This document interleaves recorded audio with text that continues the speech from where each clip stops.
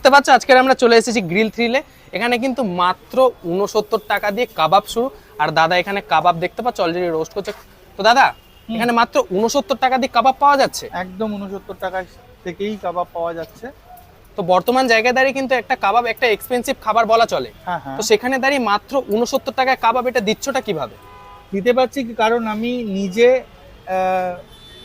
Labour হিসাবেও কাজ করছি, প্লাস প্রত্যেকটা জিনিস আমি নিজের মতো করে ঘরের পদ্ধতিতেই রান্না করছি। প্রত্যেকটা মশলা নিজে বেটে নিজে তৈরি করে এগুলো করি, এবং কোনো রকম আলাদা এক্সট্রা কোনো উল্টোপাল্টা জিনিস আমি ইউজ করি না।